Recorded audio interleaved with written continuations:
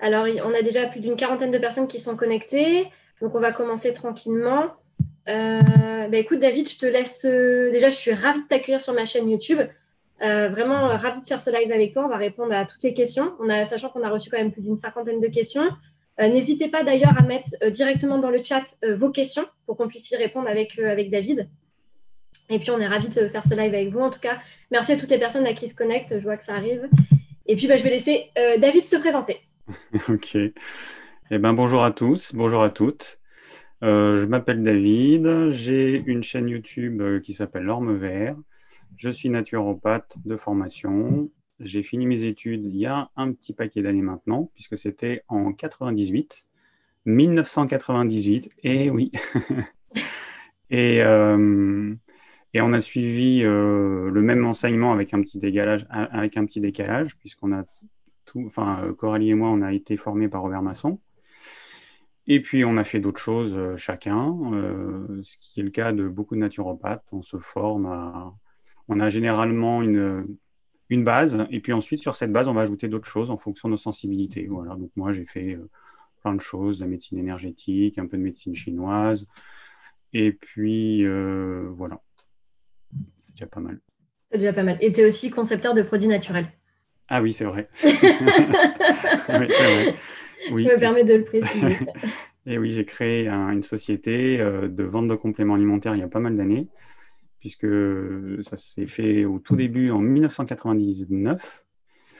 Et on a commencé par être revendeur, et puis on a vu que certains labos n'étaient pas très honnêtes dans ce qu'ils mettaient dans leurs gélules, donc on a décidé de fabriquer nous-mêmes nos compléments alimentaires. Donc ça a mis beaucoup d'années pour trouver le labo qui nous fait aujourd'hui les produits et pour trouver les bonnes matières premières. Voilà. C'est super. Merci David. Moi, je vais me présenter rapidement parce qu'il y a peut-être des personnes qui viennent de ta chaîne.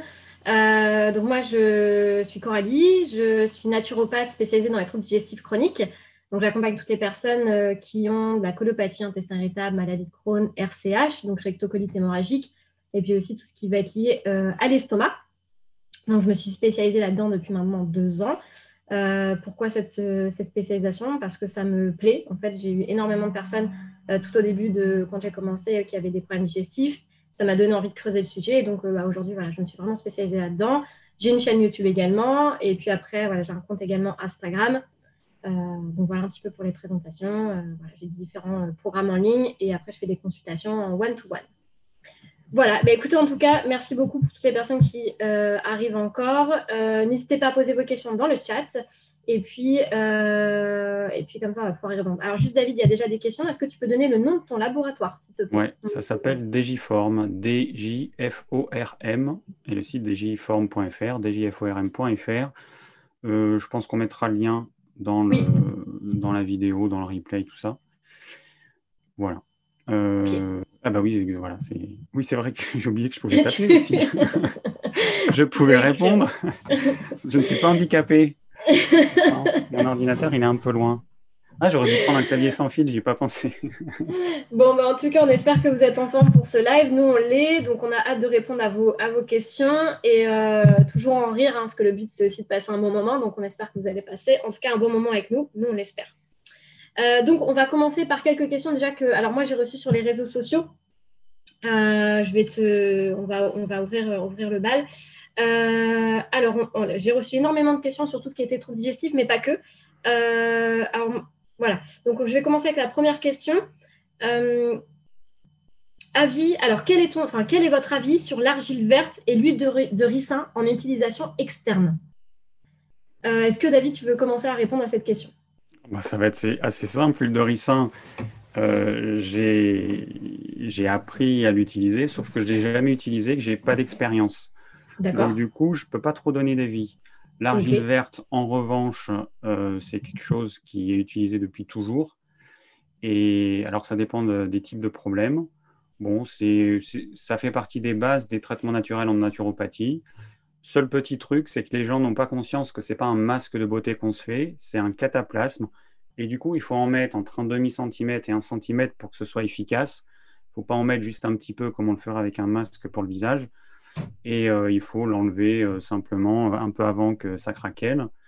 Voilà, et il faut renouveler éventuellement. Bon, il y a des livres qui ont été écrits là-dessus, il y a plein de choses sur l'utilisation de l'argile, mais ça reste une base pour un certain nombre de choses. C'est vraiment bien.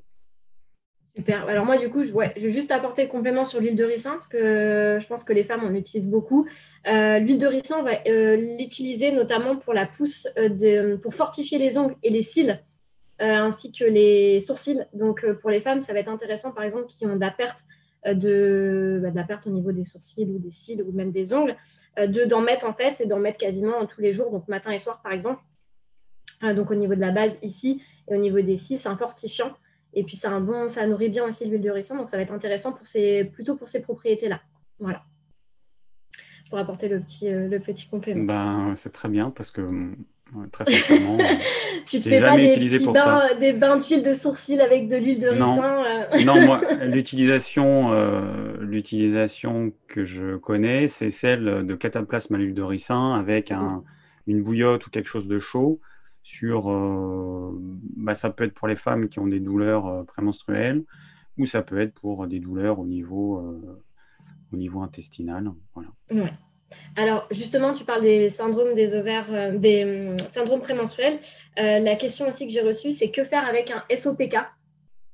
Est-ce que tu veux commencer? SOPK, tu Alors, peux syndrome des ovaires. Ouais, oui, c'est vrai, pardon. Syndrome, je vais préciser, syndrome des ovaires polykystiques. Donc, tout ce qui va être lié justement à des douleurs de règles.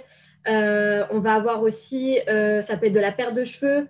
On va avoir des sentiments d'être beaucoup plus irritable dans les périodes de menstruation. Qu'est-ce qu'on va avoir d'autre comme symptômes? On va avoir des fortes, voilà, on peut avoir des kystes forcément autour des ovaires. Et on va être très très fortement gêné quand on va avoir ces règles.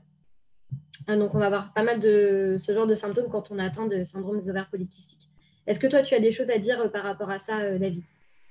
Alors, c'est pas évident pour moi de répondre à ce type de questions parce que c'est un symptôme et moi je soigne pas des symptômes, je soigne des personnes. Et deux femmes qui vont avoir ce même symptôme ne vont pas avoir la même problématique, ne vont pas avoir forcément le même tempérament. Alors du coup, je suis pas à l'aise à répondre à ce type de questions. D'une manière générale, il peut y avoir différents types de problèmes. On peut avoir un problème, par exemple un déséquilibre au niveau de l'hypophyse, qui est le chef d'orchestre du système hormonal, qui peut entraîner plein de déséquilibres. À ce moment-là, on va poser des questions à la personne pour savoir si ça correspond à ça. Moi, j'aime bien regarder systématiquement ce que mange la personne, parce que par expérience, c'est quand même rare qu'une personne arrive à manger ce qui convient à son organisme. Il faut faire une différence entre ce qui convient à mon corps et ce que ma tête pense qui convient à mon corps. Beaucoup de gens pensent plein de choses, ont lu plein de choses, ont entendu plein de choses, et donc vont manger des aliments qui leur conviennent absolument pas. Et quand on fait ça pendant des années, forcément, ça va poser beaucoup, beaucoup de problèmes. Donc il suffit qu'une personne ait une faiblesse, par exemple au niveau des ovaires, ou au niveau du système hormonal, ou au niveau du chef d'orchestre du système hormonal, et une alimentation qui est inadaptée va majorer les symptômes. Et ce que je retrouve souvent, moi, ça va être des femmes végétariennes. Alors bon, végétaliennes, on n'en parle même pas parce que c'est vraiment la cata absolue. Mais c'est des femmes qui n'ont pas compris que peut-être qu'elles n'assimilent pas les protéines végétales, que les protéines, on en a besoin de façon vitale pour fabriquer absolument tout dans notre organisme, que ce soit les enzymes pour digérer, les neuromédiateurs, certaines hormones, évidemment renouveler nos cellules, et qu'une carence en protéines, ça amène des symptômes et des symptômes qu'on n'imaginerait pas. Donc déjà, moi, je regarde bien l'alimentation, on régule ça, on vérifie en fonction du tempérament de la personne, et puis on avise. Mais j'ai pas de recette à donner. J'aime pas trop en fait donner des recettes parce que sur 100 personnes qui vont appliquer cette recette, on va en avoir un pourcentage chez qui ça va fonctionner, un autre chez qui ça va pas fonctionner. Il va y avoir des contents, des mécontents, et ça reste quand même des recettes. Voilà, c'est pas, ça n'a rien à voir avec une consultation où on passe un certain temps. Ouais. Enfin, moi, c'est Ouais. plutôt 1h30, 2 heures avec la personne. Donc, c'est long, on discute, on explique les choses. On va au fond des choses et on essaie de trouver la cause. de ce qui a généré cette problématique chez cette femme. Voilà. Ouais, tout à fait. Alors moi, je suis tout à fait d'accord avec toi, David, sur ça. Moi, mon observation sur justement les troubles, alors menstruation et notamment des SOPK, la première chose, comme tu l'as dit, je vais insister sur ça, c'est vraiment sur la carence protéique, très souvent qui revient. Moi, que j'ai pu noter en observation des consultations, donc vraiment ce manque en fait d'un apport protéique. Qui malheureusement, comme tu disais, beaucoup de femmes aujourd'hui oublient ou ne prennent plus en fait d'apport protéique en se disant bon, de toute façon ça ne sert plus à grand chose, c'est pollué, c'est plein de métaux lourds, etc. Et donc du coup se retrouvent à manger plus des légumes et en fait des féculents, voire même que des légumes en fait le soir. Et malheureusement, on sait aussi aujourd'hui que l'immunité, la vitalité dépend énormément en fait de cet apport protéique. Donc oui, moi aussi, hein, le premier conseil que je dirais, déjà obligatoirement, forcément, de revoir la partie alimentaire. Et deuxièmement aussi, moi, de ce que j'avais noté également, il y a une inflammation en fait au niveau qui se crée. Donc voir aussi avec la consommation de poissons qui est parfois très très basse. Donc pourquoi pas supplémenter un petit peu la personne justement en poisson. Ouais, tout à fait. Alors, je vois qu'il y a énormément de personnes qui posent des questions. Donc, on va peut-être commencer. Je vois aussi, ça défile, ouais, ça va être chaud. Hein. Ouais, ça défile pas mal. Donc, je vais essayer de commencer à prendre les questions. Alors, on va commencer par les premières. Alors, j'ai une question. Bonjour. Gros souci digestif depuis l'ablation de la vésicule il y a 6 ans. Diarrhée dès les premiers repas. Je pratique le jeûne intermittent. Des conseils, s'il vous plaît. Ça va être très compliqué. Je rappelle juste que la vésicule biliaire, c'est une petite poche qui récolte la bile. Donc la bile, c'est le déchet qui est éliminé par le foie, mais qui sert également à émulsionner les matières grasses.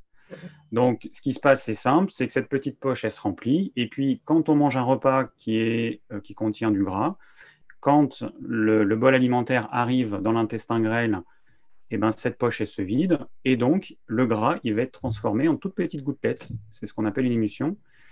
Et le problème, c'est qu'une personne qui a une ablation va avoir sa bile qui va couler continuellement dans son intestin. Et cette bile, s'il n'y a pas des aliments, eh ben, elle est assez corrosive et elle peut irriter l'intestin. Et c'est comme ça que ça va amener des diarrhées, parce que le corps va chercher à éliminer cet agent irritant en puisant de l'eau dans le milieu intérieur et en l'envoyant dans les intestins. Hein, c'est une petite vague pour éliminer ce déchet. Et franchement, je ne saurais pas quoi conseiller. Peut-être non, je ne saurais pas quoi conseiller parce que le problème, c'est que ça se produit en dehors des repas. C'est-à-dire que quand on n'a rien dans l'intestin, c'est là que ça va être le plus irritant. Je ne saurais pas quoi conseiller qui soit vraiment efficace. C'est un peu compliqué. Ouais, tout à fait. C'est vrai que quand il y a des diarrhées comme ça, après, je l'avais déjà noté en consultation, après, effectivement, des personnes qui se font retirer la vésicule biliaire, des fois, il y a des troubles digestifs comme ça qui apparaissent très fortement derrière. Donc, moi, je préconise toujours alors surtout, éviter autant que possible les grignotages. Voilà, ça, c'est déjà la première chose. Et d'avoir vraiment une assiette très simple, digeste, pas avec des combinaisons alimentaires qui font 10, 15 aliments, hein, comme on aime bien, David. Et donc, donc le plus simple, le mieux. Après, c'est vrai que c'est pas toujours évident quand on est dans ce type de cas. Voilà, faut un peu éteindre l'incendie, quoi. Donc voilà, donc faire un réglage et puis après travailler, sinon encore une fois, sur la partie alimentaire, voir ce qui occasionne tout ça. Mais c'est vrai que quand déjà on enlève un organe, forcément, la digestion est plus difficile et notamment au niveau des graisses. Alors, le seul truc qu'on pourrait conseiller, à mon avis, en complément alimentaire, c'est le psyllium blond. C'est vraiment le seul truc. C'est une fibre mucilagineuse donc, qui va rester à l'état de gel tout le long du transit, parce qu'il y a des fois, il y en a certains qui sont dégradés durant le processus de digestion. Là, on a quelque chose de gélatineux qui va faciliter le transit. Et il y a beaucoup de personnes qui l'utilisent pour la constipation, mais il faut savoir que le psyllium, on l'utilise aussi en cas de diarrhée, parce que ça va permettre d'éviter cette inflammation des intestins et puis toujours de favoriser l'élimination des déchets. Donc c'est un peu un truc fourre-tout, le psyllium, pour les problèmes digestifs, diarrhée, constipation, colite, mais ça reste quelque chose de vraiment anodin pour le coup, parce que c'est vraiment une fibre qui reste quasiment intacte du début à la fin. On ne va pas la digérer, Il n'y a pas de substance qui rentre dans le corps, ça doit rester dans le milieu intestinal.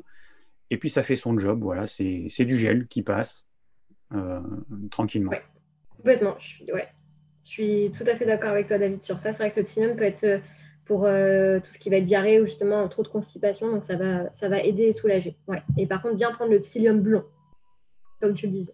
C'est toi ou c'est moi qui sonne? Ah, c'est moi. Non, Alors, on continue avec les questions. Alors, que pensez-vous de la glutamine pour réparer les intestins? Alors moi, ça va être très vite vu. Aucune idée. Ok, alors moi je vais répondre sur ça. Alors, c'est bien. Moi je dis toujours, c'est bien de prendre des compléments alimentaires, c'est bien, ok. Par contre, moi de ce que j'ai vu en consultation, déjà ça soulage pas tout le temps. On ne travaille pas sur la partie alimentaire. Donc on va, encore une fois, comme je dis tout le temps, la baignoire elle coule. Vous avez de l'eau qui s'écoule en permanence et en fait vous êtes en train de passer la serpillière à côté de votre baignoire en fait et de ne pas couper l'eau. Donc c'est bien, ok, pour faire une cure de temps en temps de L-glutamine, pourquoi pas. Mais en fait, il va falloir couper l'eau. En fait, pourquoi il y a besoin de prendre de la L-glutamine? Et là, on en revient en fait vraiment aux causes, c'est-à-dire l'alimentation qui ne va pas être digeste, peut-être beaucoup de stress, donc l'activation du nerf vague qui va générer des troubles digestifs. Il y a peut-être beaucoup de pensées, l'irrégularité du sommeil. Il y a peut-être également eu de la prise d'antibiotiques, etc., qui a déréglé aussi la flore intestinale. Donc, revoir tout ça.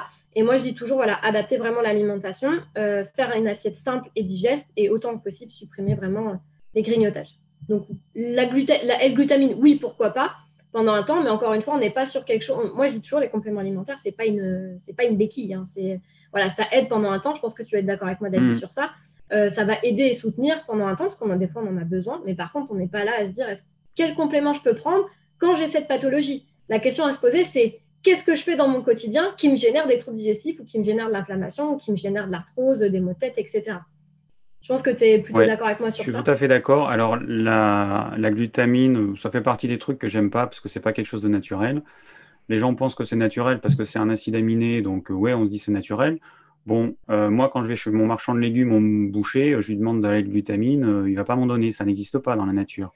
C'est quelque chose que l'homme fabrique et donc qui existe à l'état naturel, mais avec plein d'autres choses. Voilà, donc nous, il y a tout un tas de compléments alimentaires qu'on ne vend pas, que je ne veux pas vendre, même si commercialement c'est un peu débile, mais tant pis. J'ai fait le choix de vendre des produits naturels. Et donc voilà, donc ça fait partie des choses que je ne conseillerais pas, sachant que ça se régule, le but c'est vraiment de réguler à 100% par l'alimentation. Notre but en tant que naturopathe, c'est de vous rendre 100% autonome. C'est de vous aider à comprendre comment fonctionne votre corps, à comprendre ce que vous devez manger et pourquoi, et de faire en sorte que vous n'ayez plus du tout besoin de nous, hein, parce qu'on a besoin de dormir aussi, vous savez, la nuit. Voilà. Donc, non, mais voilà. Je suis complètement d'accord avec toi, David, sur ça. Le but, c'est effectivement d'aider et qu'on ne soit pas des béquilles, tout à fait. Et ouais. Non, mais je suis complètement d'accord avec toi. Ou alors une béquille, mais temporaire. Hein, quand on se casse la jambe, la béquille, c'est pendant quelques semaines ou quelques mois, j'en sais rien, je ne me suis jamais cassé la jambe, mais ça reste temporaire. Ça viendrait à l'idée de personne de garder une béquille toute sa vie. Et là, il y a beaucoup de gens qui le font avec des compléments alimentaires. Moi, je gagne ma vie en vendant des compléments alimentaires. Mais ceux qui regardent mes vidéos, ils vont se rendre compte que j'en parle quasiment jamais. J'en ai parlé, j'ai fait plus de 200 vidéos, j'ai dû en parler dans, je sais pas, 3 vidéos, 4 vidéos, j'en sais rien. Parce que moi, je veux pas que les gens soient dépendants de ce type de produit-là. Le complément alimentaire, c'est une aide dans certains cas, ok, ou c'est une aide ponctuelle avec certains patients, ok. Mais par contre, il faut arriver à se débrouiller autrement si on peut. Et là, pour les troubles digestifs, il y a moyen quand même de commencer par la base. On revoit un petit peu notre assiette et puis ensuite on affine. Et puis si jamais on ne peut pas faire autrement, ok. Mais sinon, il n'y a pas besoin. Voilà. Ouais, je suis d'accord. Dans les questions à deux fils, c'est la folie. Je vois une question. Oui. Comment assimiler les protéines végétales? Mais la question, ce n'est pas comment assimiler les protéines végétales, c'est est-ce que tu assimiles les protéines végétales? Donc, en fait, c'est très simple. Sache que si tu es de tempérament plutôt sanguin, c'est-à-dire quelqu'un de plutôt jovial, avec des kilos en trop, le teint rouge, tu manges 3 feuilles de salade, tu te fais 3 kilos de muscles, toi, tu vas assimiler les protéines végétales. Mais pour beaucoup de personnes, ben ça, c'est pas aussi simple. Les tempéraments nerveux, les tempéraments maigres, longilignes, qui cogitent beaucoup. Qu'est-ce qu'on a encore? Les tempéraments frileux, les tempéraments, les personnes qui sont fatiguées, malades, etc. Toutes ces personnes-là vont quasiment pas assimiler les protéines végétales. Ça va rentrer, ça va sortir, ça va nous demander énormément d'énergie pour tenter de les assimiler, mais on ne va pas y arriver. Donc la question, c'est pas comment les assimiler, c'est est-ce que moi je les assimile ou pas? Voilà. Ouais. Ah ben là, ouais, je suis complètement d'accord avec toi, David, et je me permets de rebondir sur cette question. C'est vrai qu'aujourd'hui, on nous fait peur avec les protéines animales, hein. On nous dit, voilà, je suis perdue, on me dit qu'à la télé, il faut que je mange plein de fruits, plein de légumes. Donc, j'ai délaissé vraiment le côté protéines animales parce qu'il y a des métaux lourds, parce qu'en plus, c'est animalier. Voilà, je pense que voilà, c'est vraiment ça. Donc, je me dirige vers les protéines végétales. OK, soit. Et là, en fait, je me rends compte que j'ai des carences qui commencent à se créer, notamment, je pense aussi, tu vois, de la gingivite, des chaussements des dents. Je vais commencer à perdre mes cheveux, etc. Et ce que tu dis, c'est très intéressant, c'est est-ce que j'ai le potentiel enzymatique de digestion pour digérer cette protéine végétale? Très souvent, aujourd'hui, on est quand même beaucoup, beaucoup dans le mental, très stressé, speed. Très peu sont en pleine nature à méditer toute la journée. Donc, du coup, je ne vais pas avoir ce potentiel pour digérer effectivement mon apport, ma protéine végétale, quoi, qui va en plus me faire ballonner, me créer des troubles digestifs, etc. Donc oui, effectivement, c'est vrai que sur ça, faut faire attention, j'aime pas dire ça, mais en tout cas, voilà. Après, faut voir aussi dans votre vie comment vous êtes. Si vous êtes plutôt, effectivement, comme disait David, voilà, plutôt sanguin, plutôt nerveux, plutôt avec de la frilosité, et d'adapter aussi votre alimentation en fonction de votre tempérament. Tout à fait. Ouais. Tu vas enchaîner peut-être avec une question, David, que tu vois sur le live. Eh ben, je vais donner mon avis sur les protéines végétales type tofu tempeh. Donc, le tofu, c'est fait à base de soja. Le tempeh, alors attends, si c'est du soja aussi. C'est du soja, ouais. Oui, c'est du soja, je confonds avec le sétan. Donc, le tempeh, c'est aussi du soja. Donc, le tempeh, c'est une version fermentée, alors que le tofu, on utilise un coagulant pour faire fermenter du lait de soja. Et le problème, voilà, il est le même que ce qu'on vient de dire. N'oubliez pas, une cellule végétale, c'est une enveloppe en cellulose. Une cellule animale, c'est une enveloppe de graisseuse, une enveloppe phospholipidique.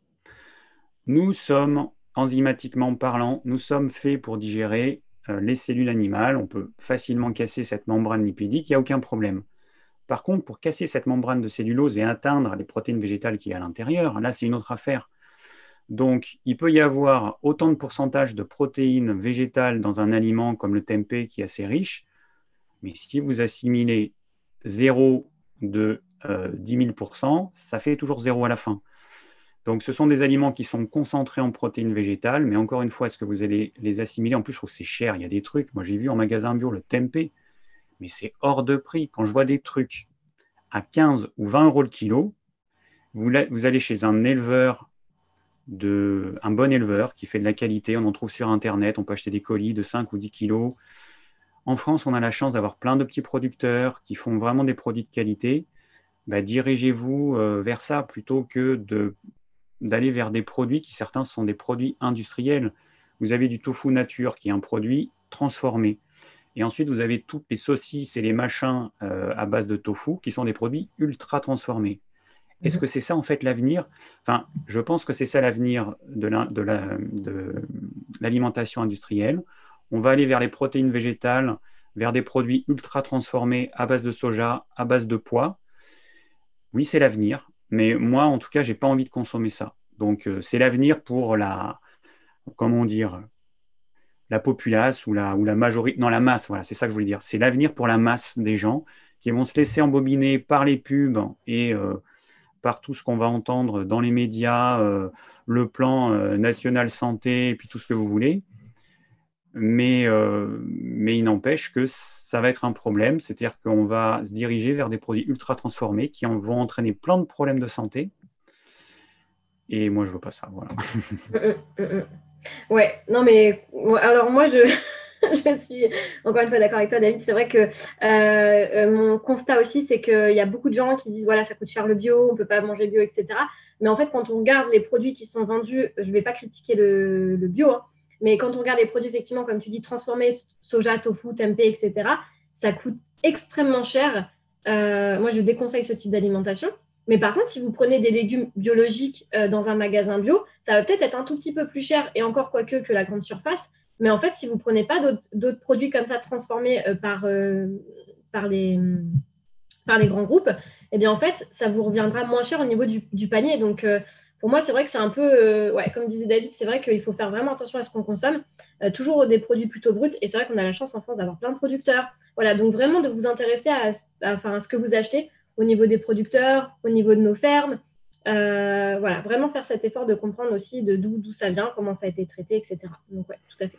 Juste un petit truc au sujet du coût. Ça, c'est quelque chose qui revient très souvent, le coût de manger des produits sains ou de manger local ou tout. Alors ça, c'est vraiment un faux problème. Moi, je suis content parce que de temps en temps, j'ai des gens qui me disent, ah, ben, j'ai suivi tes conseils, maintenant je mange des produits de saison et tout. Et en fait, ça ne me coûte pas plus cher et j'ai fait le calcul, ça me coûte moins cher qu'avant. Il y a beaucoup de gens qui consomment beaucoup de produits industriels, ils ne se rendent pas compte qu'en fait, c'est hyper cher parce que le petit paquet de gâteaux, le paquet de machin, c'est des produits qu'on va manger, qu'on ne va pas garder, qu'on va manger, on ouvre, on mange et puis c'est fini. 2 € par-ci, 1 € par-là, et puis à la fin, ça fait cher. Oui. Il y a eu un documentaire sur Arte là, que j'ai vu qui s'appelle Manger autrement, qui était assez intéressant. C'est une expérience. Ils ont reproduit ce que consomme un Européen moyen dans un champ. Donc, on consomme 4400 mètres carrés de végétaux qui servent soit à notre alimentation personnelle, soit à fabriquer des produits industriels, soit à nourrir les animaux qu'on va manger. Et donc, il y avait différentes familles qui ont suivi le jeu de manger plus local, pour certains moins de produits animaux. Et au final, en moyenne, eh ben, ça leur a coûté 10% de plus.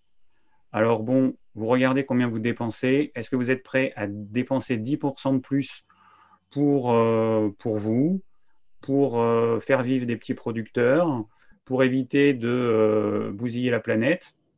C'est à chacun de voir. Mais moi, je trouve que c'est quand même pas disproportionné. Alors, bon, eux, ils consommaient encore des produits industriels, mais pour ceux qui décident de quasiment plus en manger, ben, on peut même faire des économies. Et puis, il faut s'arranger. Et puis, c'est pareil. Moi, je consomme, par exemple, de manger du poisson, des poissons gras. Je vais conseiller la sardine, le maquereau et le hareng. C'est des poissons que vous trouvez, suivant les saisons, entre 3 et 10 € le kilo. Je ne vais pas conseiller des poissons à 20 ou 25 € le kilo. Après, chacun fait comme il veut. Mais il se trouve que c'est les meilleurs poissons pour la santé. Et en plus, ils ne sont pas chers. Alors, que demander de plus? Ouais, c'est clair. Bon petit barbecue en ce moment avec les sardines, c'est bien ça. Carrément. Alors, je continue parce qu'on a énormément de questions. Alors, je regarde un petit peu parce que ça a pas mal défilé. Est-ce que la colopathie fonctionnelle de plus de 1 an et demi peut durer toute une vie ou cela peut partir comme c'est venu? Oui, alors, ça peut partir comme c'est venu, sûr. Oui, évidemment. Ouais.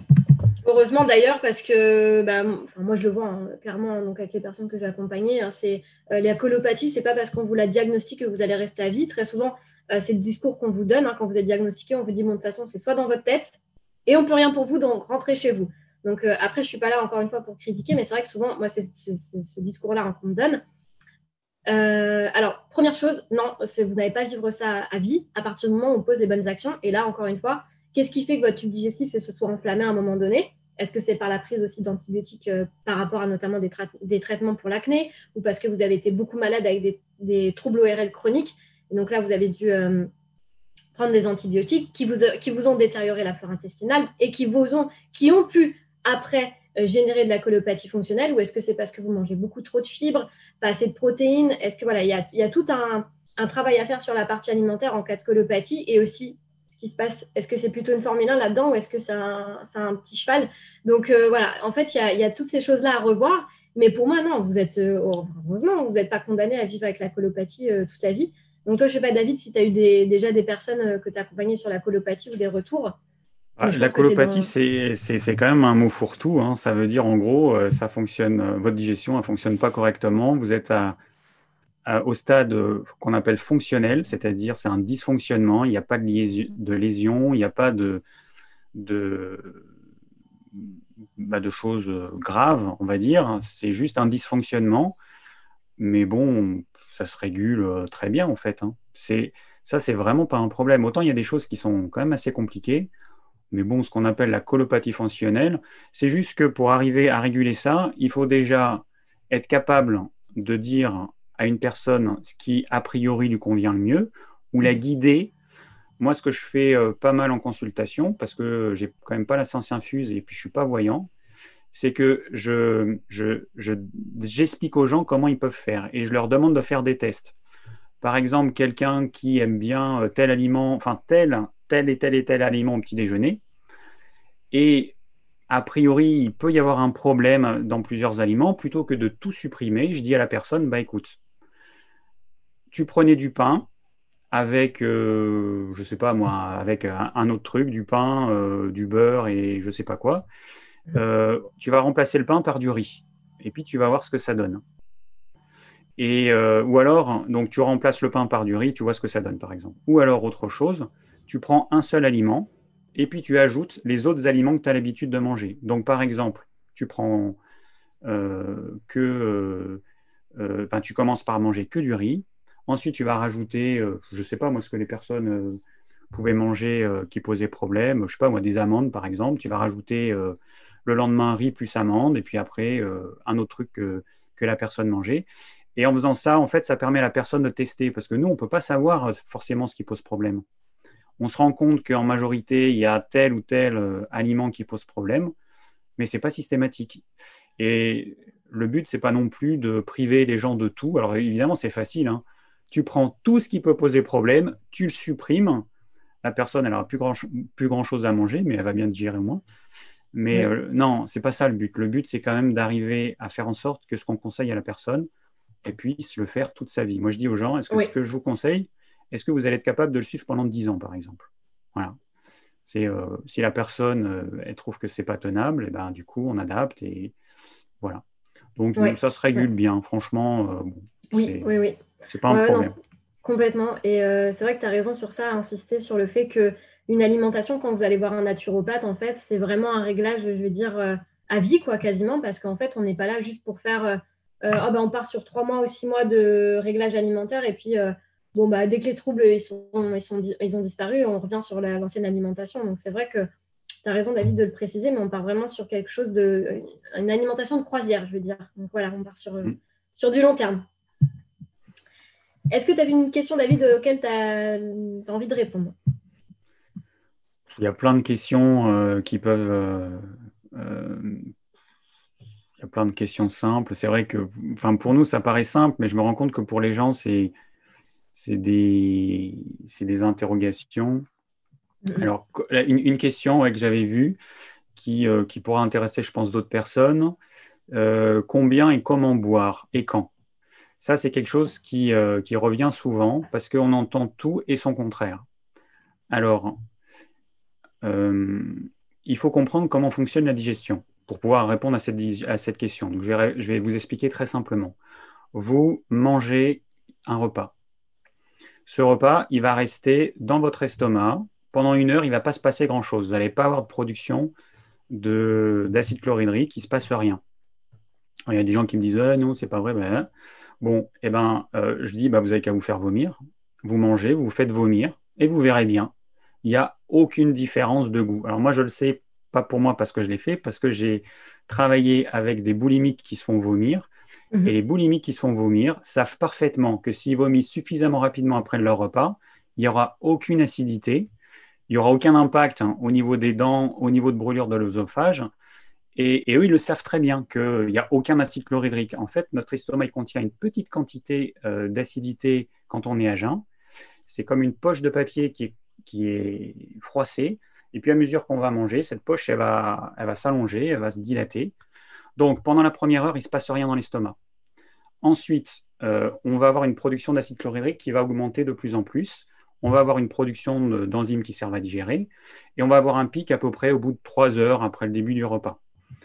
Et ensuite, c'est là que le boulot commence. Au bout de 3 heures après le début du repas, Et donc, la digestion au niveau de l'estomac, la digestion complète, elle est longue. Elle peut demander 6 heures, 8 heures, 10 heures, suivant ce que vous avez mangé. Je parle de repas normaux, je ne parle pas de repas de fête. Et c'est seulement au bout de ce laps de temps que votre estomac sera 100% vide. Mais d'ici là, en attendant qu'il soit complètement vide, il va se vider continuellement à raison d'une petite giclée de 3 millilitres toutes les 20 secondes. Donc, il y a des petites giclées de 3 millilitres qui vont sortir de l'estomac et donc il va se vider comme ça tout doucement. Donc, qu'est-ce qu'on fait au niveau de la boisson? Si je bois en dehors des repas, eh ben, je vais rajouter de l'eau dans un estomac qui est en train de travailler, dans lequel il y a le maximum d'acide chlorhydrique, il y a les enzymes digestives, et donc je vais diluer l'acide chlorhydrique et notamment la pepsine, qui est l'enzyme principale.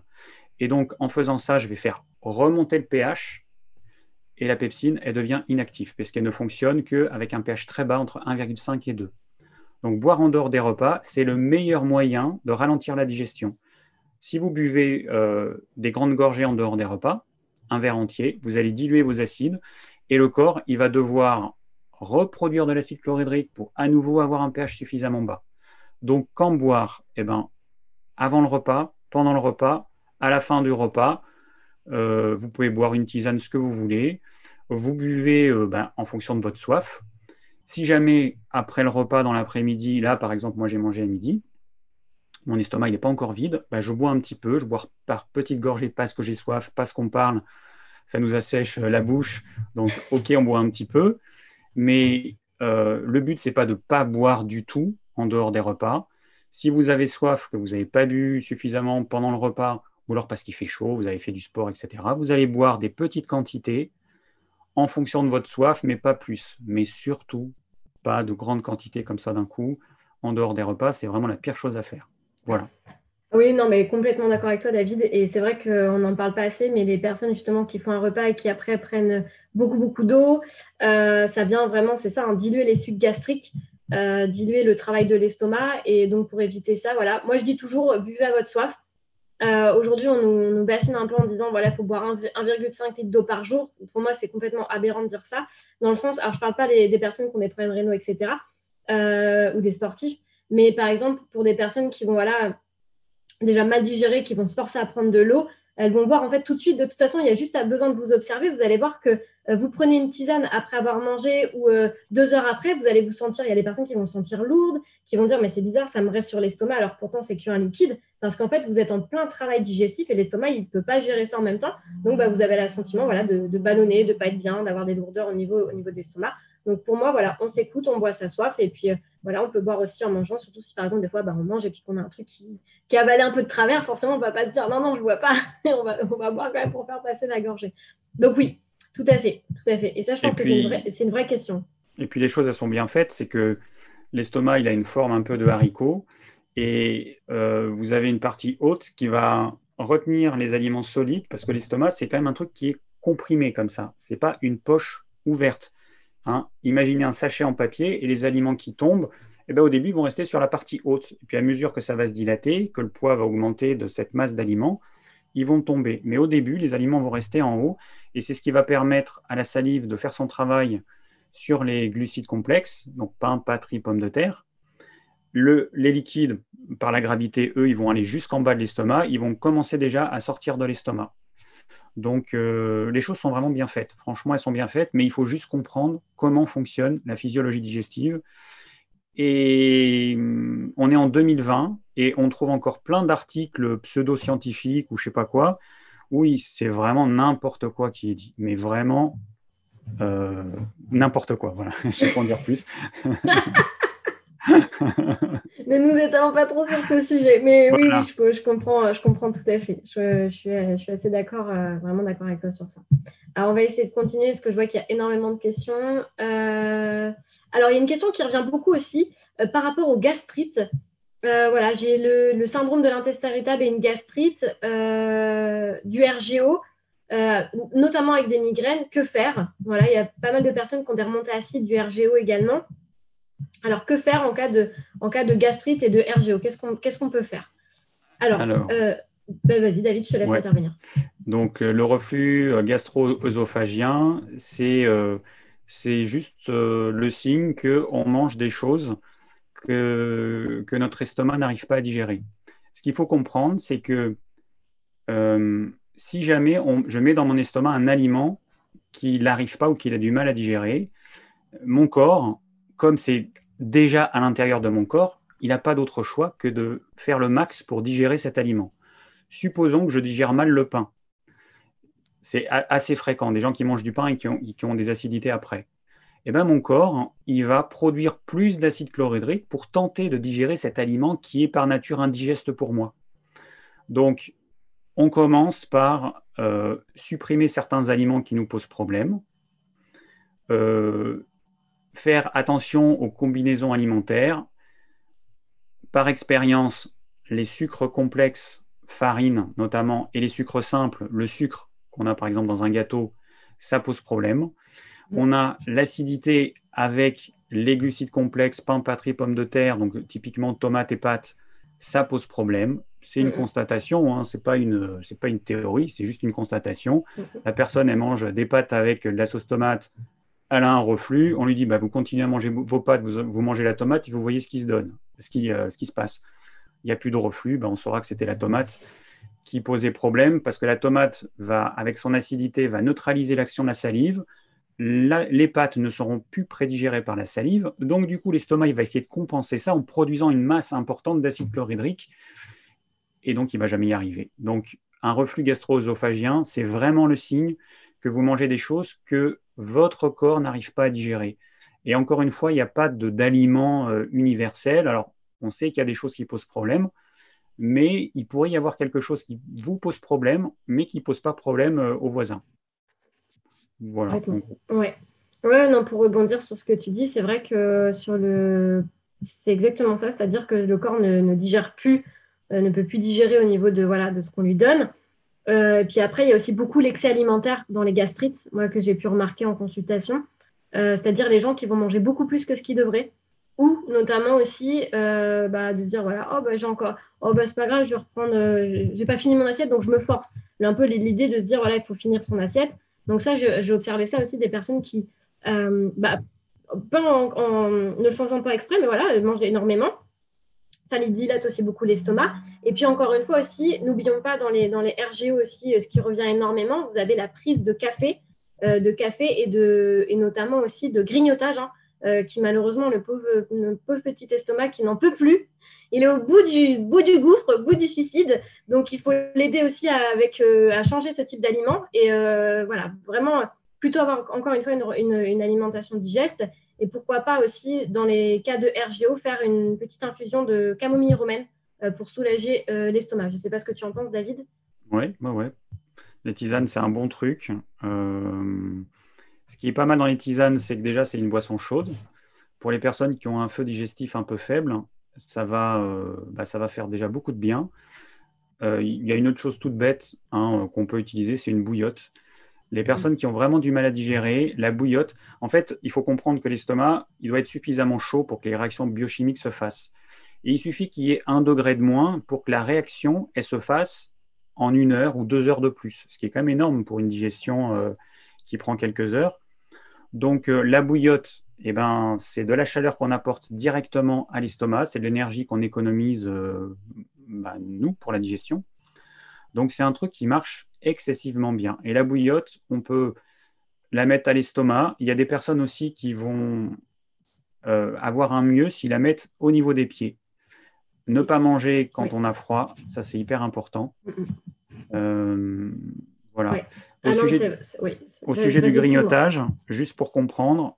Alors après, bon, on n'a pas vu nos vidéos respectives, Coralie et moi, parce qu'on a fait beaucoup de vidéos, donc on ne sait pas exactement tout ce qu'on dit l'un et l'autre mot pour mot, mais le grignotage, ce qu'il faut comprendre, c'est que chaque fois que vous mettez un nouvel aliment dans un estomac qui contient déjà des aliments, vous reprogrammez à zéro notre cerveau qui doit calculer les enzymes qui vont être nécessaires pour digérer ce qu'on a dans notre bol alimentaire. Je mets un aliment dans mon estomac, le cerveau il se dit tiens, il a mis des pâtes, je prévois que le pancréas fabrique des enzymes parce que ces pâtes elles vont arriver dans l'intestin grêle d'ici quelques heures. Donc, il doit anticiper. Les enzymes, elles ne se font pas comme ça par magie. C'est pas je les sors du chapeau et pouf. Il faut un certain temps pour les fabriquer. Donc, Voilà. Et on rajoute un deuxième aliment. Le cerveau, il se dit, bon, allez, hop, il y a ça, on recalcule tout, donc il va falloir prévoir ça et ça comme enzyme. Et chaque fois qu'on grignote, en fait, on repart à zéro. Et ça demande beaucoup, beaucoup, beaucoup d'énergie. Pour la petite anecdote, je me suis amusé un peu comme ça l'année dernière à faire une après-midi de grignotage de fruits. Je vis à la campagne, j'ai un jardin, j'ai beaucoup de fruits. Moi, normalement, je mange que quand j'ai faim.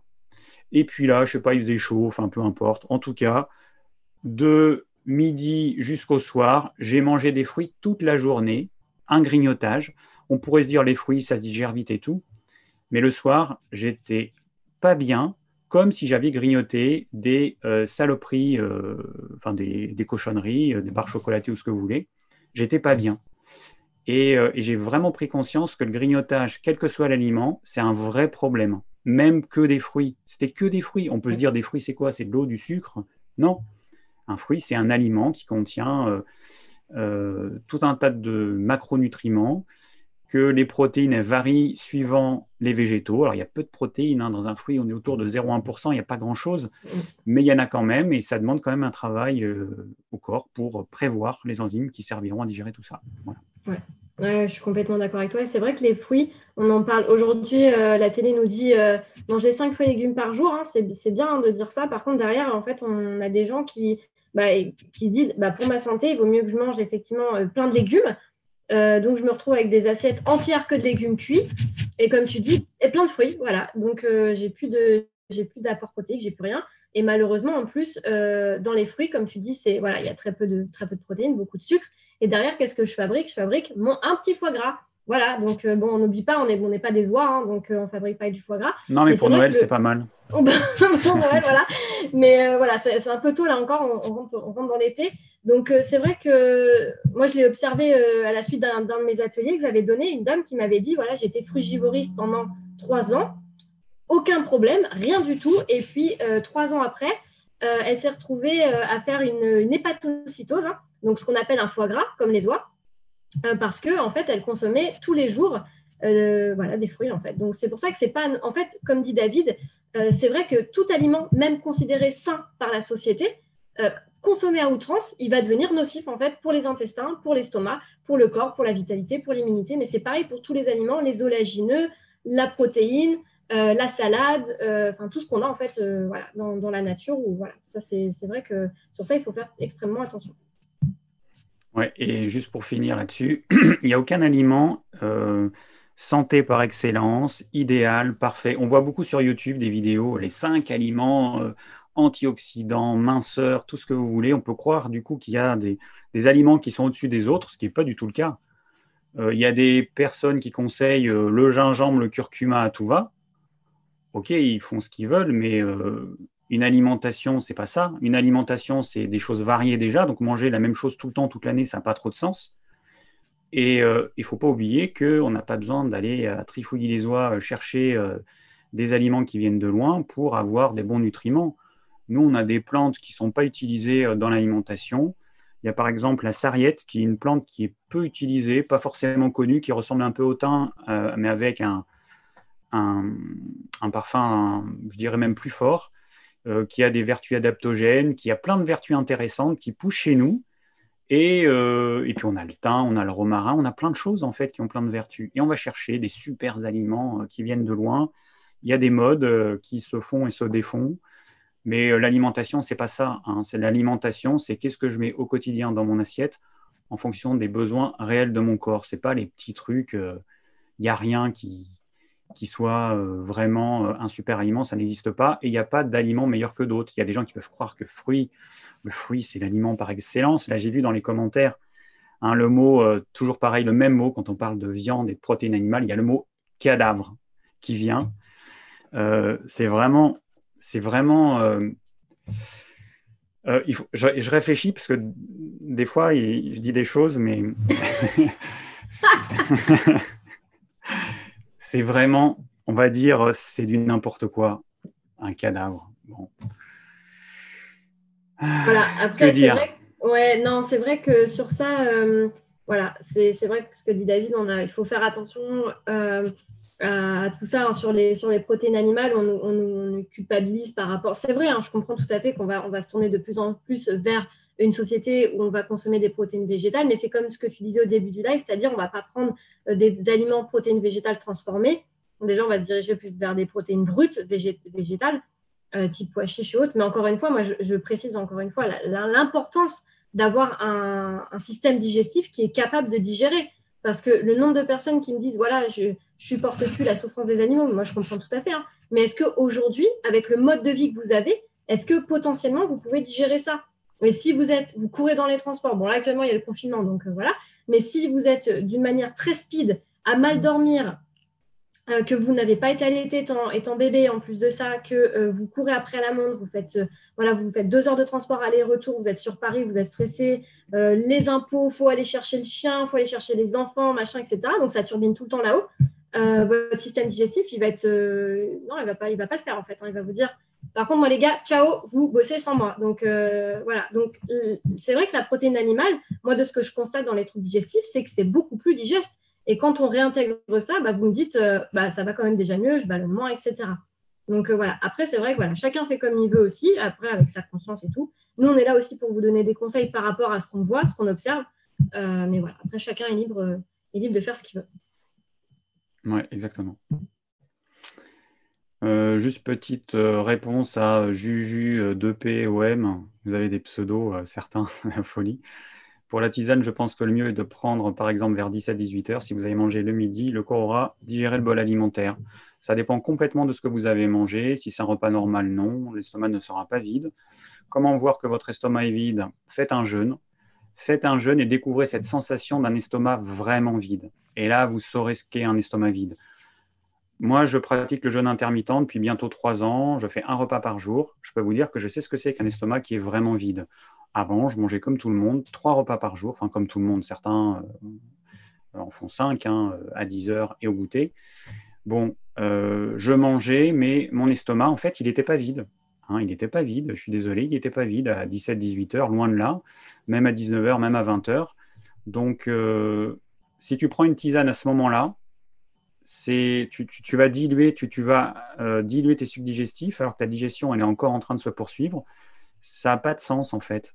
Là, en fait, ton cerveau, il pense que tu as fini de digérer, mais il n'en est pas sûr. Enfin, tu n'en es pas sûr.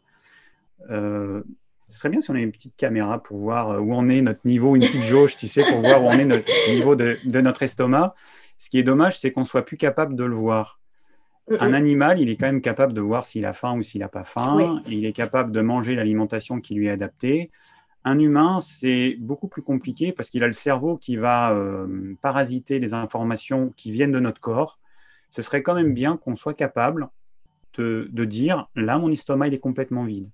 Donc, les gens, ils me demandent comment je fais. Ben voilà, je vous l'ai dit. Essayez de faire des petits jeûnes. Expérimenter la vraie sensation de faim avec un estomac vide, parce que je peux vous dire qu'au bout de 24 heures, votre estomac il est bien vide, là c'est sûr, et vous allez voir ce que c'est. Et le jeûne intermittent, quand il est bien fait, eh bien, on expérimente cette sensation de vraie faim avec un estomac vide tous les jours au quotidien, et puis bon, après, ça devient tout à fait normal. Mais je peux t'assurer qu'à 17 heures, ton estomac il n'est pas vide si tu as mangé un repas normal. Voilà. Tout à fait. Donc c'est intéressant vraiment ce que tu dis, David, par rapport au jeûne intermittent. Et c'est vrai qu'il y a pas mal de questions qui sont posées. Est-ce que tu veux peut-être, ce que toi tu pratiques, est-ce que tu veux peut-être dire 2 mots justement sur le jeûne intermittent un peu plus en détail? Les avantages que tu peux observer ou autres?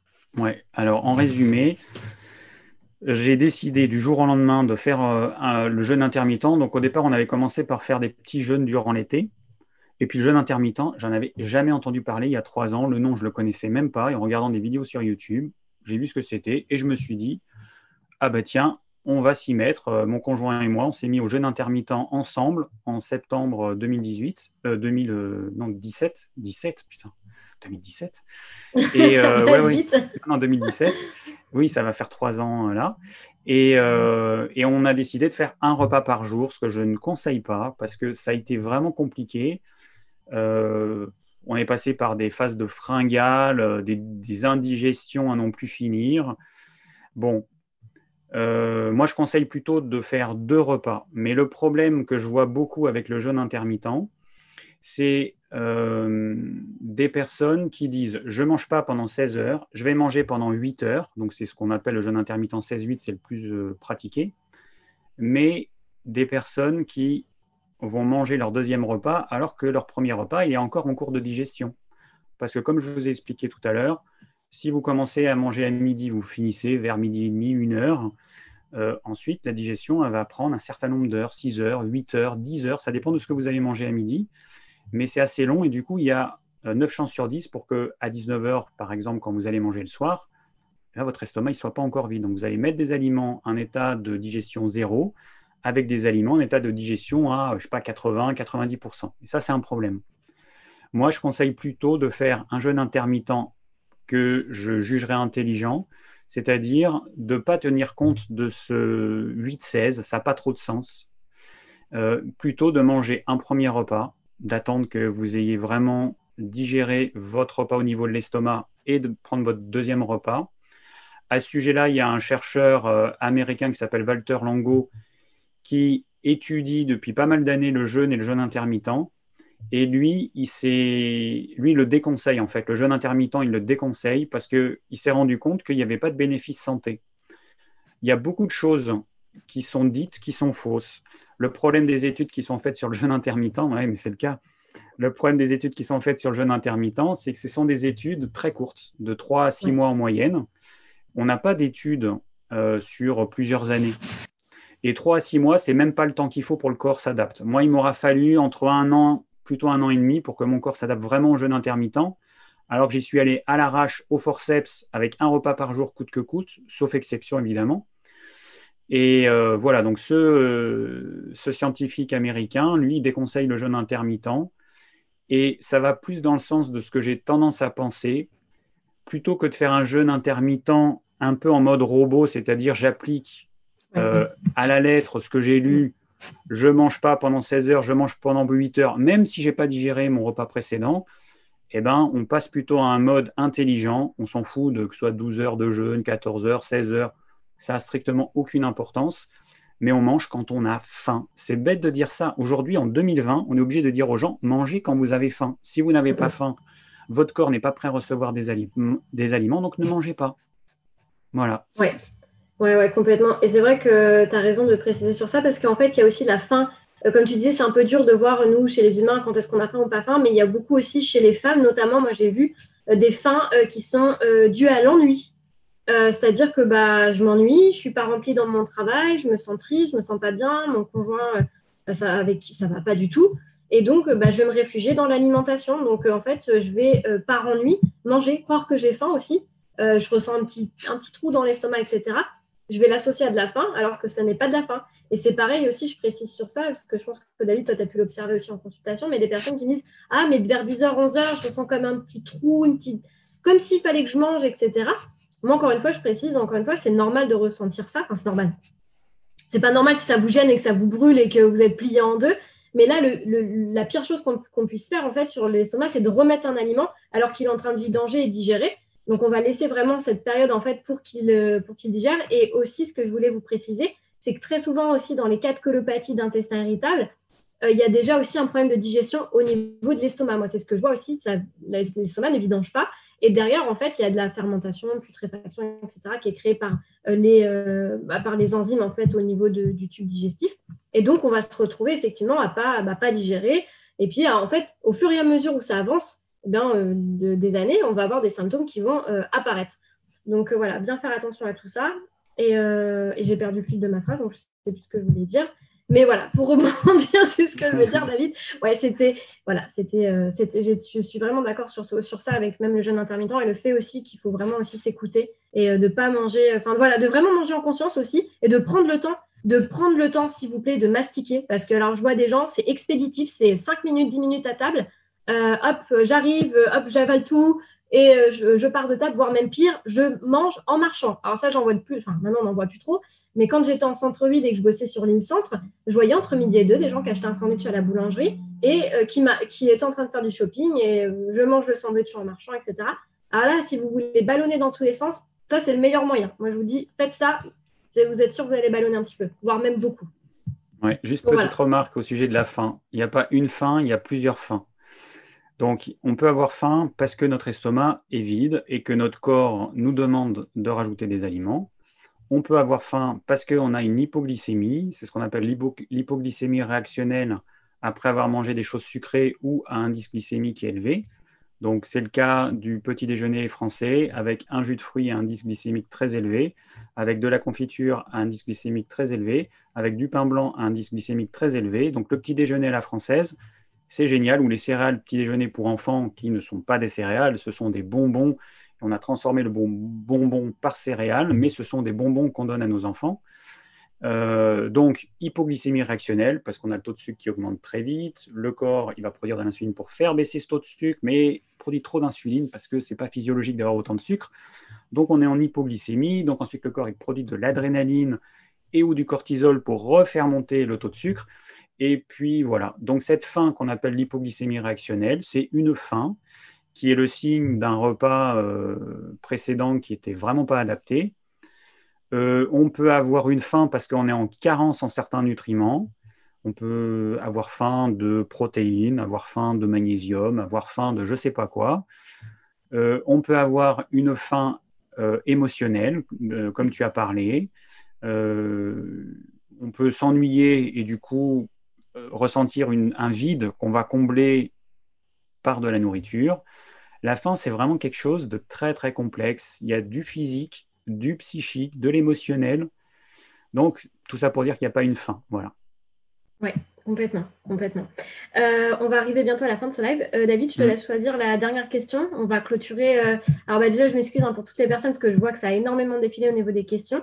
Mais on a aussi une vie perso quand même. Donc, donc, je vais laisser David clôturer. Je te laisse choisir une ou deux questions si tu souhaites y répondre ou lancer peut-être un sujet qui te tient à cœur. Peut-être que tu as reçu beaucoup de questions aussi par rapport à un sujet que tu aimerais partager ce soir. Donc, je te laisse la main. On n'en a pas parlé. Je vais juste répondre à une question qui parle de frilosité liée au jeûne. Alors,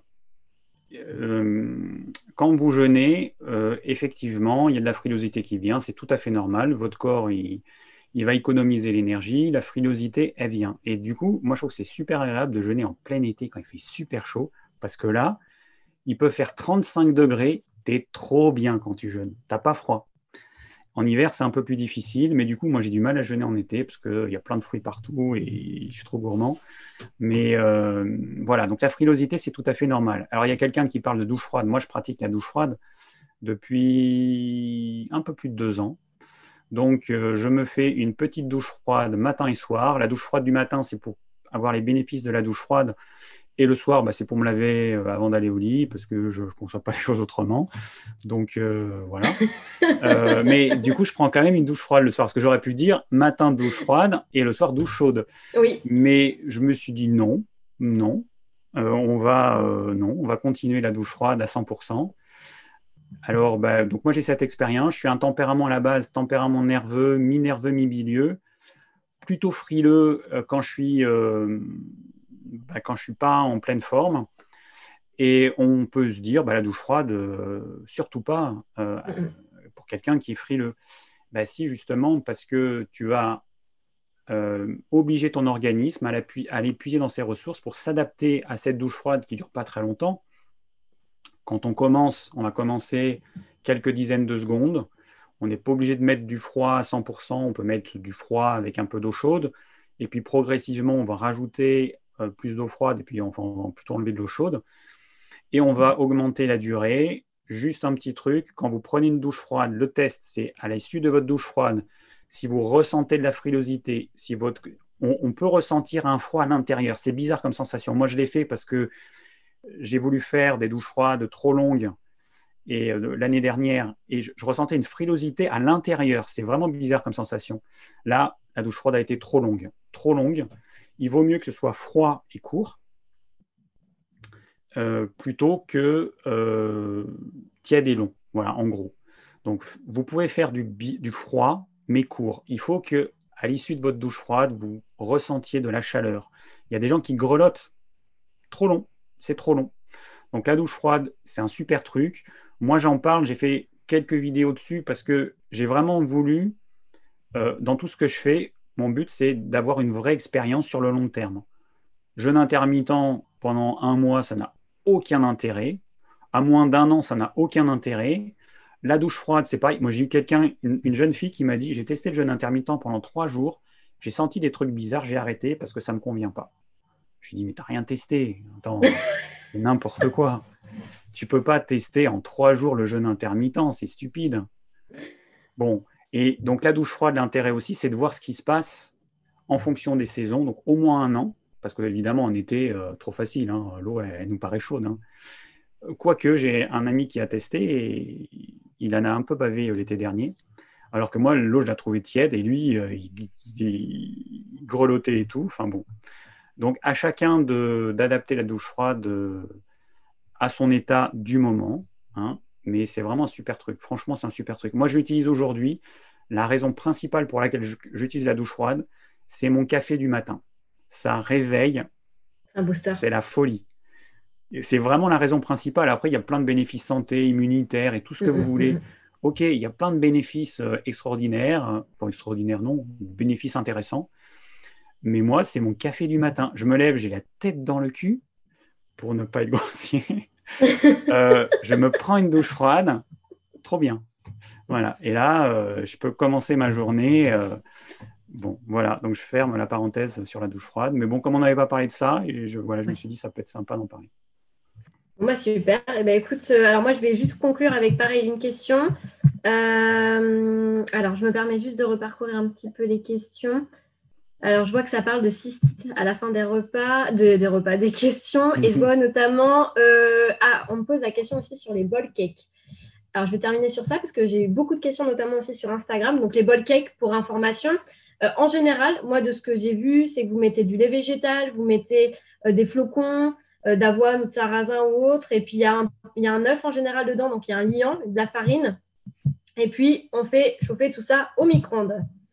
Alors, je pense que vous connaissez déjà mon point de vue sur le micro-ondes, clairement. On va donc éviter ce genre de choses, surtout, alors c'est pas que le matin, mais c'est toute la journée. Vraiment, on va éviter de chauffer même son eau au micro-ondes. Voilà. Pour moi, le micro-ondes, ça doit servir à une seule chose. Mesdames, vous avez de la cire pour l'épilation, ça ne sert qu'à ça. Ça ne sert à rien d'autre. C'est-à-dire que tous les aliments, et surtout aussi pour les enfants, parce que je vois des parents qui réchauffent les bols alimentaires de leurs enfants au micro-ondes pour aller plus vite. Voilà, on va vraiment éviter et on va, autant que possible, réchauffer avec une poêle, avec une casserole, cuire à la vapeur, etc. Donc, au niveau des bowl cakes, moi, je déconseille très fortement ce type de petit déjeuner parce que déjà indigeste et en plus passer au micro-ondes. Donc, en fait, vous perdez tous les nutriments. Donc, on va vraiment éviter ce type de mélange et se concentrer plus sur des choses faciles et digestes, en fait, faciles à digérer. Moi, personnellement, je commence… Alors, moi, je ne fais pas le jeûne intermittent, mais moi, je déjeune le matin. Et si vous me suivez sur Instagram, au niveau de mes stories, vous avez pu voir que je suis une grande fan des œufs à la coque le matin. Donc, je prends des fois un œuf ou deux à la coque avec un peu de pain. Et si possible, avec des aromates également, parce que c'est des plantes qu'on appelle carminatifs, et qui vont donc favoriser aussi la digestion, donc notamment ce qui est basilic, aneth, etc. Voilà, moi, je commence comme ça. Après, libre à vous aussi de choisir un petit déjeuner qui va vous correspondre. Mais voilà, quelque chose de vraiment digeste et surtout pas plein de mélange. Et on va éviter aussi une chose, parce que ça, je sais que ça m'est beaucoup, beaucoup posé. Je pense que toi aussi, David, ça te revient énormément. Les fruits le matin, mélangés avec du lait végétal, comme on voit là sur tout ce qui est Instagram, les modes et tout, ça donne trop envie de la banane, la graine de chia. On va avoir des oléagineux, on va avoir de la poudre d'açaï, on va avoir plein de choses. Ah, mais c'est super bon. Mais même moi, j'ai envie de le manger, en fait. Je me dis, mais ça a l'air trop bon. Mais en fait, vous faites ça, mais vous digérez jusqu'à 20h en fait, le soir. Et en fait, votre estomac, comme disait David, jamais il se vidange. Vous êtes tout le temps en train de digérer, en train de ballonner, de ne pas être bien. Et en plus, c'est des aliments qui ne peuvent pas se digérer en même temps. Donc, c'est comme si vous preniez vous lancez un cycle de machine à laver, vous mettez du blanc, du linge rouge, du gris, du noir, et puis vous dites, allez, on lance ça pendant 3-4 heures à 90 degrés, il ne faut pas que ça décolore. Je pense que vos vêtements ils vont être contents à ce rythme-là. Donc, voilà, on va éviter tout ce type de mélange et de rester sur des aliments qui soient simples et digestes. Voilà, des fois, quand on regarde aussi les centenaires, comment ils vivent, ils ne font pas ce type de mélange, ils n'utilisent pas le micro-ondes, ils vont cultiver leurs légumes aussi dans leur jardin, etc. Donc, revenir vraiment à des choses simples et digestes. Je sais que je le répète beaucoup, mais pour moi, c'est la clé aussi pour bien digérer. Simple, repas simple, digeste, et on s'écoute aussi par rapport à notre faim. Voilà. Super. Un petit mot pour conclure ce live, David? Eh bien, j'ai trouvé cette expérience très, très sympa. Je trouve que faire un live à deux, donc moi j'en fais, je fais des lives toutes les semaines et donc je sais ce que c'est que de faire un live. Simplement, le faire à deux, je trouve que c'est plus sympa en fait. Il y a un vrai échange. Le petit problème des lives, c'est que nous, on voit que du texte qui défile sur notre écran, donc on est un petit peu tout seul dans notre coin. Et le fait Ouais. d'être à deux, cette interaction, moi j'aime beaucoup. Et peut-être qu'on pourra en faire d'autres parce que moi, ça me plaît. Ce qu'on pourrait peut-être Ouais. faire, c'est un coup sur ma chaîne, un coup sur ta chaîne, peut-être. Bien sûr, avec Ça, plaisir. ça peut être Ouais. sympa de faire ça. Ouais. Et voilà, moi, c'est une expérience que j'aime bien. J'aime bien le live, les questions qui ont été posées en avance, parce que Coralie m'a dit, bon, on fait quoi? On les lit avant, tout ça. Moi, j'ai dit, de toute façon, j'ai jamais le temps de lire les questions, donc je les lis jamais. Et je préfère répondre voilà, dans l'instantanéité. C'est plus naturel. Et puis, si on n'a pas Ouais. de réponse, eh ben, on ne répond pas ou on dit qu'on ne sait pas. Hein. On ne va pas inventer une réponse. Mais voilà, moi j'aime bien comme ça. Ouais. Ça me plaît beaucoup. Mais moi, je suis d'accord avec toi, David. C'est vrai que moi, j'aime beaucoup le format live. J'aime beaucoup l'énergie aussi que les gens nous donnent à travers les questions, à travers leurs retours. En fait, j'aime énormément partager. Et moi, c'est très simple. Hein. Très souvent, il faut que je fasse redescendre l'adrénaline en fait, après les lives. Donc, en général, je sais que là, je suis au taquet pendant 2-3 heures après les lives. Donc voilà, en tout cas, c'était un énorme plaisir de vous avoir. On était quand même plus de 200, il me semble, à un moment sur le live. 200, Ouais. 210, donc ce qui est quand même génial. Je pense qu'il y a eu pas mal de ta communauté et de la mienne. Donc on Ouais. a voilà, fait un petit duo qui est sympa. Et puis, bien sûr, à réitérer voilà, quand tu souhaites sur ta chaîne ou sur ma chaîne. En tout Ouais. cas, merci beaucoup. Merci à toi, David, d'être intervenu déjà sur ma chaîne YouTube, d'avoir pris de ton temps perso. Et puis, merci à tout le monde d'avoir vraiment toutes les personnes qui ont été là. Désolée, on n'a pas pu répondre à tout le monde, mais voilà, on reprogrammera un live prochainement.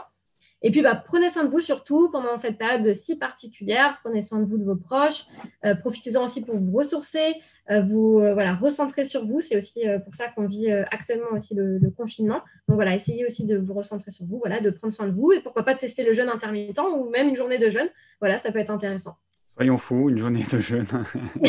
Surtout que cette période, c'est plutôt une période où on a tendance à compenser. Moi, j'ai remarqué ça pour moi et pour plein de gens autour. Ouais.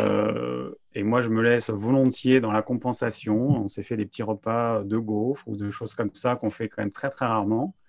Donc, le jeûne, j'avais prévu d'en faire pendant cette période, je ne l'ai pas fait. Mais bon, s'il y en a qui sont motivés, si j'ai mon beau-frère et ma belle-sœur qui se sont mis à faire des jeûnes, là, chapeau. Euh, et puis sinon, mettez-vous à la cuisine, hein, faites-vous des bons petits plats, essayez de nouvelles choses. Pour la petite histoire, j'ai créé un site de recettes de cuisine parce que les gens me demandaient des recettes par rapport aux conseils que je donne. Donc, voilà, je crée des recettes. Mais en fait, mes recettes, c'est quoi? C'est ce que je mange au quotidien. La seule différence par rapport à avant, c'est que j'ai mon appareil photo et que je prends des photos à différentes étapes. Mais sinon, ce sont vraiment des repas quotidiens. Mon but à moi, c'est pas de faire des recettes festives. Il y a plein de sites qui le font beaucoup mieux que moi. C'est vraiment des repas quotidiens qu'on peut faire rapidement. Mais ça, Voilà. c'est très important. Hein. C'est très, Ouais. très important ce que tu dis, David, parce que c'est vrai qu'on voit tellement des belles photos sur les réseaux sociaux que ça décourage les gens parce qu'ils n'ont pas envie de le faire. Peut-être que. Alors, c'est sur ton site internet, hein, tu disais. Il suffit d'aller sur le blog ormevert.fr et puis en haut, vous avez le lien vers ce site de cuisine. Euh, voilà. Ok.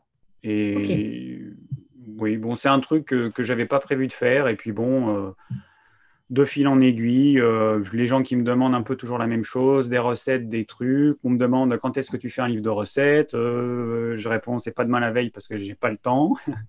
Mais je me suis dit, tiens, faire des recettes de temps en temps, pourquoi pas. Et du coup, j'ai créé en une semaine ce site. Et puis après, je l'alimente régulièrement comme je peux. Et voilà, et c'est vraiment un site qui est fait pour les gens, quoi, pour qu'ils aient une idée de ce qu'on peut faire simplement. Et puis c'est surtout que je fais des recettes, je me casse la tête, je finis là-dessus pour faire des recettes avec des choses que les gens n'ont pas l'habitude de cuisiner. Donc je fais par exemple différents poissons, et encore des recettes que j'ai pas le temps de mettre, que j'ai déjà préparées, mais Et je fais des recettes avec des abats, avec du foie, avec du cœur, des choses, parce que moi je conseille de manger des protéines animales variées, de la viande, des abats et tout ça. Mais les gens ne savent pas comment cuisiner tout ça. Donc l'idée aussi, c'est de faire des recettes, de me forcer moi à faire des recettes très variées pour que les gens puissent cuisiner ce que je conseille. Voilà. Super. Bah, écoute, David, du coup, voilà, hein, comme ormevert.fr, sur ton site internet, on peut retrouver tout ça.